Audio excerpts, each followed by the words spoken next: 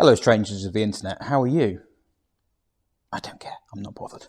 This is my 1975 Citroen D Super 5, a car that I revealed to the channel a little while ago. Has much happened with it? No. Well, yes and no. There have been developments, but they've not been positive developments so far. As far as the actual car goes, nothing's really changed, except it is now permanently inside. Well, not permanently, hopefully, but it's now inside. It has a space. Earlier on, I was having to push it out and push it in and push it out and push it in. Now there is a DS-shaped space for this car to sit in while I try and make it a working car again. The issue is actually more, well, it's a clerical one. I've not been able to register the car to myself. There are problems. Nothing to do with the previous owner. He's been amazing. Basically, when I first agreed to take this car on, one of the things we tried to do straight away was for me to put the car into my name, because you can do it online now. It is so easy and it works so painlessly and so quickly. We tried to put the car into my name just because it stops it being his problem legally then, and it starts becoming mine, and that's the main thing. He wanted it out of his hair. And well, basically we couldn't do it. It said that the document reference number was an old one or something like that, or it might be an old type of V5 or something. I think, okay, fair enough. Now, they'd had the car a while. There was more than one V5 with it. It's possible they give me the wrong document reference number, but to be honest, I saw the photo that I was sent and I thought that was a current V5, so I did think it was strange, but I didn't question it too much. Then the chap comes back from his trip away, and by that point I have already repatriated the car to the workshop. He's a very happy man. He brings down the V5, the actual V5, and he said, well, what we'll do then, I'll fill it in. We'll do it old school. I'll fill in all the details, new keeper details and everything, and then post it off, and they can do it that way round. Brilliant. I then fill in the form. He posts it off. Nothing happens. Don't hear anything back from DVLA. Okay. Until last week when I received a letter. Now this is the very paperwork that DVLA sent me, and I have skin in the game with DVLA and registering cars and things. I know a little bit about it because of the work with kit cars I've done over the years, doing IVA and things like that, and registering cars from scratch. So I get some of the lingo. I have a little bit of experience in this field. Now the letter comes from DVLA, Driver and Vehicle Licensing Agency, registration number YPL525. Thank you for your application for a vehicle registration certificate for the above vehicle. As there has been no recent activity on this vehicle record, you need to fill in the enclosed reply slip. You should confirm any changes made to the vehicle. This should include any modification of the chassis or body shell. So alarm bells started ringing here.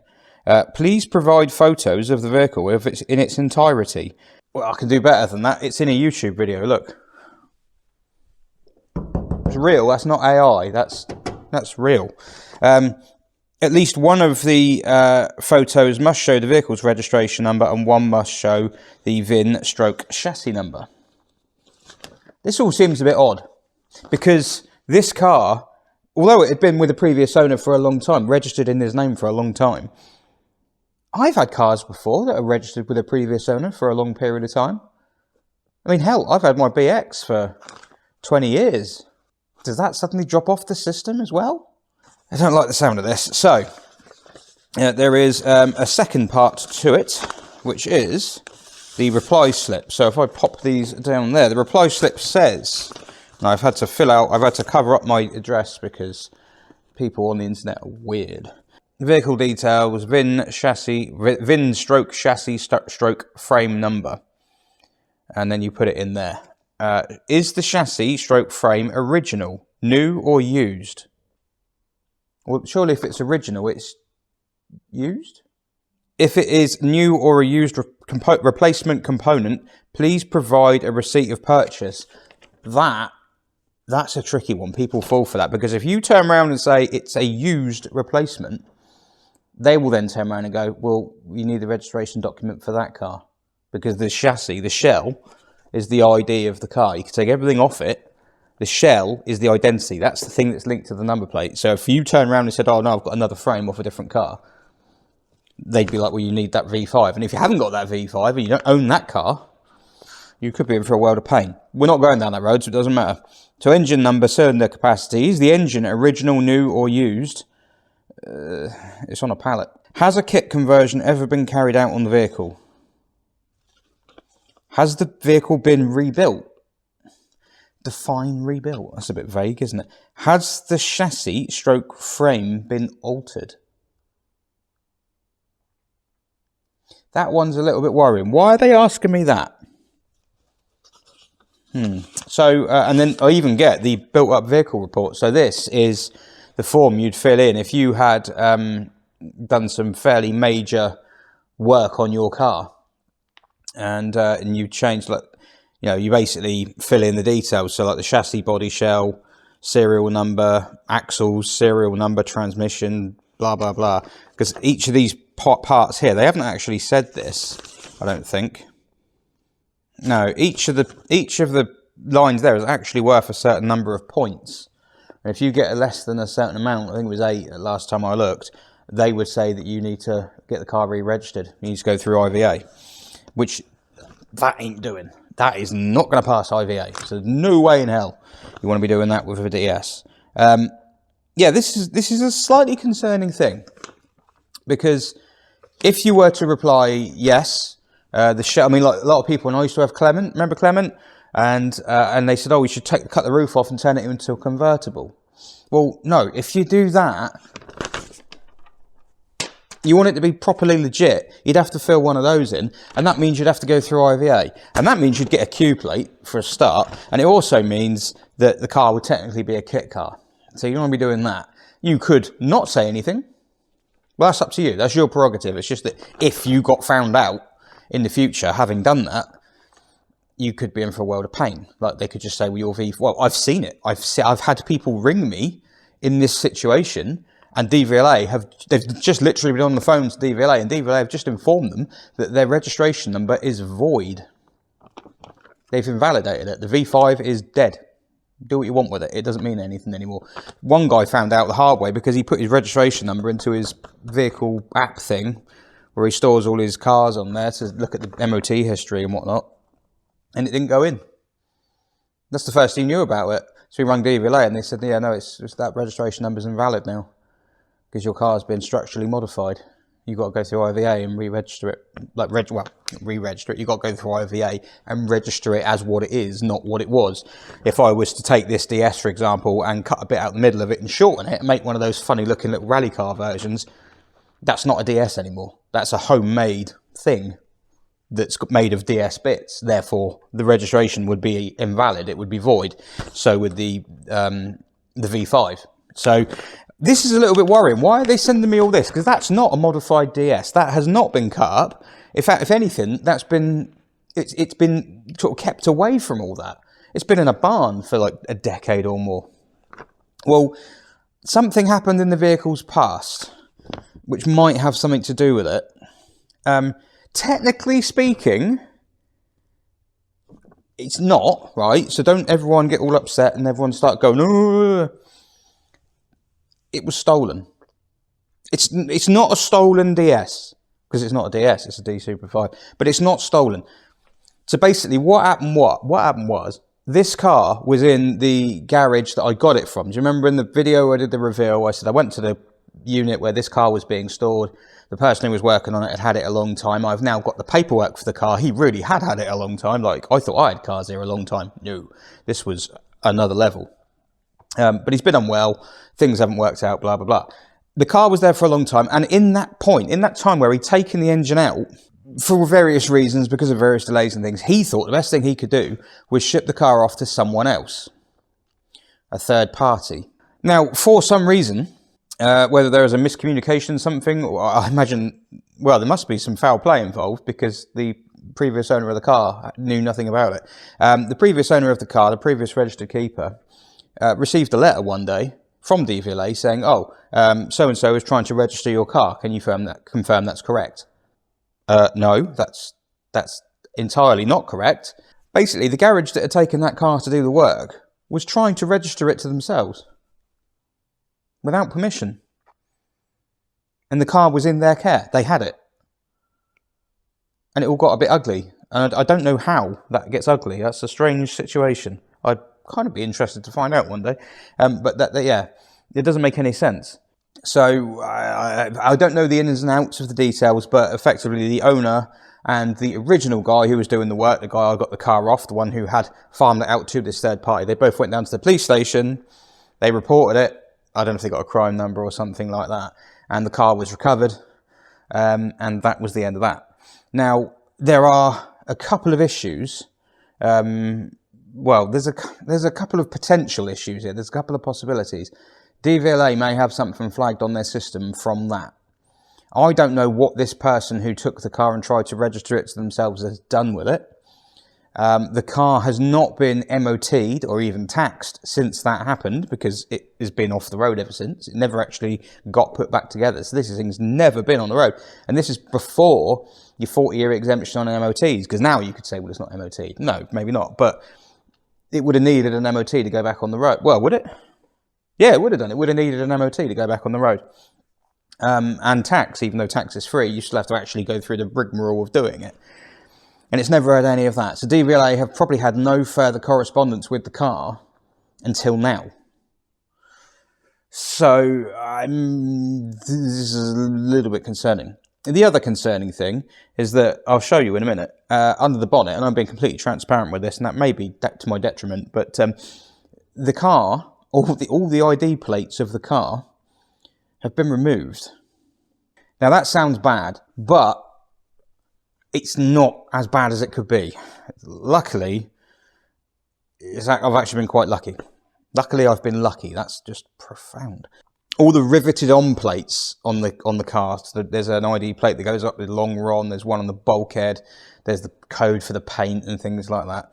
They've all been removed. They're normally riveted on. Sometimes I've seen them screwed on, but they're normally riveted on. It's just a pressed alloy plate. Those, for some reason, have been removed. There is still, thank Christ, the chassis number is stamped in the bulkhead. The original chassis number is still there. As per the factory, it's got the little Citroen logo in it. There's no foul play. There's nothing around it. It's all original. Thank God for that. Because if that wasn't there, if that had been cut out, then I'd have a hard job. I still am pretty confident that, well, I'm entirely confident that is the car that it says it is, but I would have had a hard job proving it if it weren't for that. So that's the main bit. The rest of it, you can kind of, yeah, you can get new ones made. You can buy the blank plates and restamp them and things. It would just be a shame it won't look factory. That's quite annoying. The chap I got the car off says that it had the ID plates on it originally. So, yeah, that's the only other potential issue with that. I don't know what's happened in its past. It's obviously been through some dodgy hands at some point. I think it was rescued in time. I don't think there's anything bad. I don't think there's anything lingering, but it's made it a little bit harder to register it than it should have been. I've basically got to prove to DVLA that that is an unmodified D, and it is the car it says it is. And I can do that because I've got I realised I haven't sent them the picture of the chassis number. I should probably do that. I have the bulkhead there, which has the chassis number in it, and that is the same chassis number that appears on the old V5s and on any VRM checks and anything like that. So that's a result, because if that wasn't there anymore, if that had been chopped out, I would be crying at the moment. The other issue I've got is that in writing all back to DVLA and giving them these details, I've actually already contacted DVLA. I've used the email service, and I haven't heard anything yet. But one of the things I've done there, it says, tell us the chassis number, tell us the engine number. And of course, this comes to problem number 2. Problem number 2 is that that's the engine that's going in it, but it's not the engine that it was last recorded as having. So that makes things messy. And then, that engine that it was last recorded as having isn't the original engine, because someone changed it. As I said in the earlier video, someone changed it for a 2.3 injection engine. So it isn't the engine that it would have had from new. And now that engine's dead, which means I have to put a different engine in it. This engine. Now this engine is the correct spec for the car. This is a 2.2 litre or 2,175cc. It's a DS21 engine. DS21 engine with a carburetor, with a Weber carburetor on it. 5-speed box. That is the exact spec the car would have had from new. So this is good. This is fine. This is ideal. But from a paperwork exercise point of view, I could perhaps have gone back to DVLA and said, this is the chassis number and this is the engine number, and given them the engine number of the engine that was already fitted in it, which had been updated. The V5 had been updated with the new CC and everything, but I want to show that I'm being legit. I want to show that I'm being straight up and honest and putting all the cards on the table and explaining the engine that was in it is in pieces and it will probably never go back together as an engine. But I have an engine here from a car that I already own that is registered to me, and this is the engine number, and that's the one that's going in it. So that complicates things. Yeah, basically, I don't know what's going to happen now. I await to hear back from DVLA. I've sent them pictures. I haven't sent them a picture of the chassis number. I completely forgot, and I've realised in doing this, so I'm going to have to go back and take a picture of that in a minute and send that to them. And just keep fingers crossed, really, that there's no dodgy things lurking under the surface here. Technically, the car would have been reported as stolen at one point. But then so was Clement, to be fair. Clement actually was stolen, I believe. I don't know why. Yeah, this car would have been reported stolen at some point. And although the car was recovered and no harm was done, other than it looks like potentially all the ID plates have been taken off it for some reason. Yeah, something is obviously amiss. Something is going on. And it's just going to be a bit of a job to figure out what that is. But I want to try and set the record straight, get the car clean, get DVLA fully up to speed with it, show to them that it's not a modified car, that it is not radically altered, that it doesn't, because, oh, God's sake, just the thought of putting a DS through IVA scares the bejesus out of me. It just wouldn't happen. I mean, you wouldn't get a Saxo through it, let alone a DS. So yeah, that's basically the plan. I wait and see what happens. Have I done anything on the car since I got it? You might be asking. No, apart from move it. Actually, no, that's a lie. I tell a lie. I have. I'll show you what I've done. So the first thing I've done is I've got the bonnet open, which is dodgy because it's actually bending on a piece of rusted metal. It's not the hinge. The hinge is actually seized. And where's my... I don't know where my bonnet stay is. Because being a DS... I can't use the bonnet stay because the radiator is not fitted. That sounds like a really odd phrase, but that is the truth. So yes, we can see under the bonnet slightly, and we can see that all the plates are missing. So here is under the bonnet of the new D, and it doesn't look very new, does it? So there would have been an ID plate up there somewhere, up on that bit there. I don't think it would have been on the left. Well, it might have been up there, actually. I thought they were over there, but and I'm pretty sure there would have also been one along here somewhere. And it's all missing. Everything is missing, even down to, you can see the rivet where it used to be. I did see it earlier. Let's put the light on. And where's the hole? There it is. So that's where the paint ID tag used to be. So why someone would nick that, I don't know. There is a chance. Someone replied to Facebook and said they painted this car. And I thought it was Blue Camargue, but there's a chance it's Blue Lagoon, which I don't know what it is, but I like it.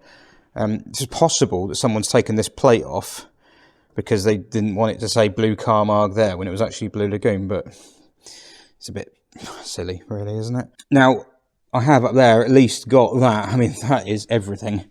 Seeing that is absolutely everything. Because if that wasn't there, I'd be on a hiding to nothing. I would be in for a world of pain. But all the other plates have gone. I don't know where it would have been on this car. Yeah, I don't think it would have been there. That's a closing panel. I think it would have been up there. I can't see any other... I thought it was up there. They're not very big, really, but... It's just really frustrating, really, really annoying, because I like having all the plates and things, all the original plates and whatnot. It doesn't look great under here, does it? It does look pretty sad, but I'm fairly confident we can build something back up here. As I say, this is not going to be a concours car. I'm not going to be making this look pretty as I go. It'll just be a case of making it work again, because it looks pretty enough on the outside. Yes, I mean, I sold the bloody LHM tank off Clement to a mate, and it was an half decent nick, and that one's horrible. So I'm stuck with that. But yeah, no ID plates anywhere, but thank Christ I've got the chassis number there on the bulkhead, because if I didn't have that, I would be having a very bad time. Also, in terms of having a bad time, I thought I was going to have a bad time with the ignition. The ignition key here was rusted into the ignition barrel and did not want to move at all. It was very reluctant, and I have managed to get it working. He says, no, I'm putting it up. Is that upside down? I think that's upside down. I'm not left-handed. I'm completely cack-handed here. There we go. And we've got ignition barrel again. And the lock works as well, which is good. What isn't so good is that I tried to... I've got a spare key as well there. I tried to free off the door locks. And... the key is it's completely rusted through, look. I barely even touched it and the end of it broke off. But I did manage to salvage it. It's in here somewhere. There it is, there's the end of it. Down there, so I will try and get one of those made. Other than that, no real progress. Well, I say no real progress. There is no progress. That's it. That's all that's happened so far. But it isn't going to stay that way. I will make progress. Well, same old, I haven't had time. So the plan will be to remove the bonnet first, get that off, start going through the engine bay, cleaning up all this rodent infestation, having a hiccup. Yeah, sorting through the wiring, taking out the wiring for the injection, because that's been put in. That's a separate loom, apparently. That needs to come out. Yeah, just cleaning everything up, basically, just going through it, rubbing stuff down.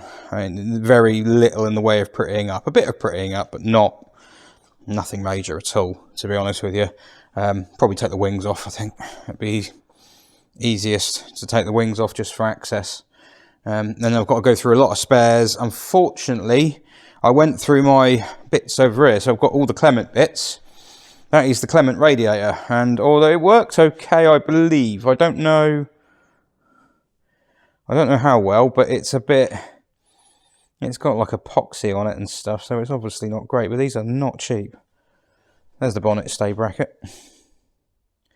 So yeah, I've got to sort that out. I've got a spare gearbox, which I don't think I'm going to need, but you never know. That's a proper 5-speed one as well.